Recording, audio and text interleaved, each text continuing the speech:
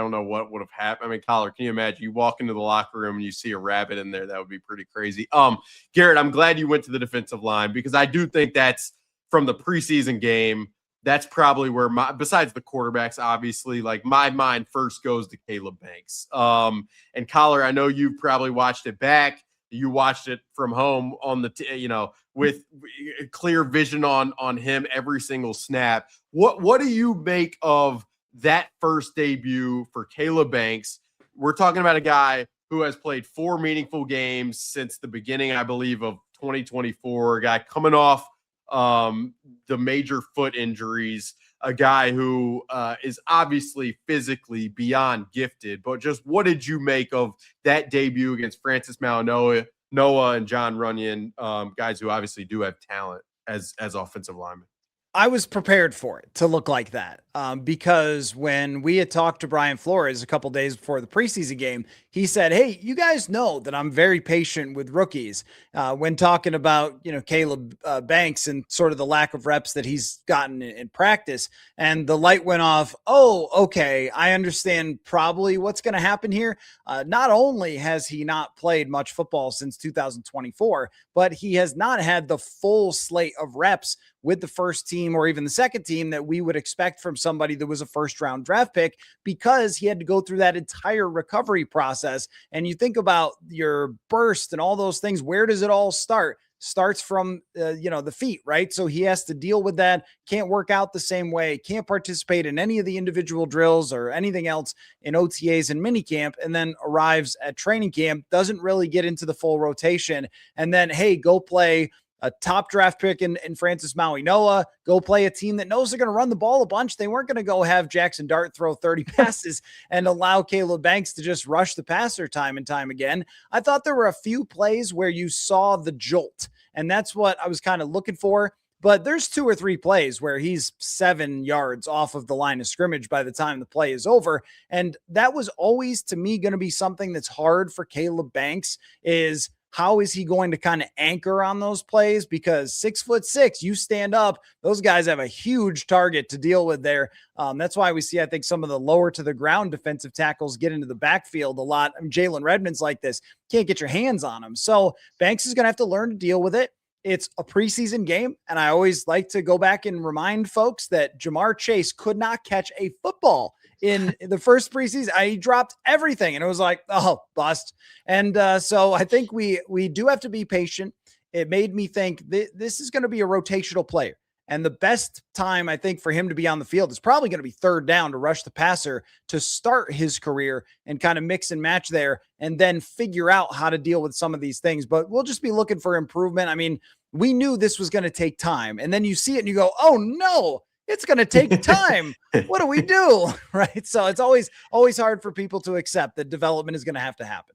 Yeah. And I think, you mentioned like everything starts from the ground up, especially when you're anchoring on like at that position. And given that he has only played so many times since he's recovered from this most recent foot surgery, like it's my understanding that he's still working his way back from a comfort standpoint with that to even then go. Then you talk about the technique parts of it, pad level, some of those dynamics, which, you mentioned, Collar, like that's probably something that's going to need a lot of training, a lot of repetition to ensure that he's positioned to where his target is not very clear for offensive linemen. So Garrett, like, what do you think about, I think Collar hit the nail on the head there. Like early on, it probably is a pass rush up the field, go get them type of role, and less so a, be your every down 40 snap guy that I think and probably pie in the sky everyone would want. But what do you make of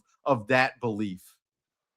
I completely agree. And this is one of the things that should have been hammered or should be continuously hammered home with Caleb Banks is he's going to lose the leverage battle a lot, especially early on. And as he transitions to the NFL, you have to worry about the transition from a standpoint of, going from one level to the next, but then also, going up against NFL players on a week-to-week basis, guys that know how to win with leverage, guys that are not going to be as strong as him, that have dealt with guys that are as strong as him for years, that know how to win against those guys, because those guys are also paid to make plays and paid to move guys like Caleb Banks. And I wasn't surprised at all to see some of the struggles and, guys that are 6'2", 6'3" get up under his pads, and especially in the run game. And we discussed this, expectations for Caleb Banks a couple of weeks ago. And one of the things that I wanted to just hammer home was, in some ways, this should be not exactly a redshirt year, but the first 8 or 9 games, I wouldn't expect too much. There's probably going to be a lot of,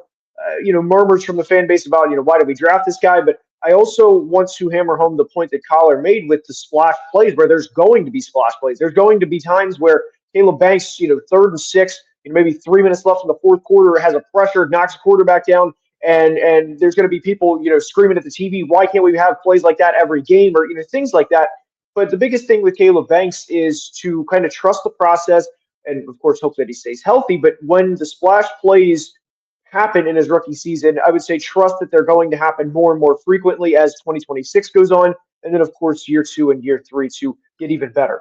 The two other things I'd say is I went back because I'm maniacal probably, and I watched Peter Woods' snaps on Saturday against the Rams, and I didn't come away feeling like, man, but Peter Woods is just getting to the quarter. I mean, it was similar, stalled, against double teams, and maybe Garrett, you watched it, but like it was pretty it felt to me like it was very clear these two guys, defensive tackles who had shown a lot of athletic flashes in college, like still need leaps of development to take those flashes and make them happen. And the other, I think, if you're like watching this is like, oh, doomsday, Caleb Banks isn't going to be this guy from the outset. Like, I do think Ryan Nielsen, the defensive line coach, has had a ton of success developing guys and sculpting guys over the course of his coaching career. Like if you talk to, and Kyler, maybe you have already, like players who he's worked with, they will describe him as like teacher, motivator, like really sharp guy. So I do think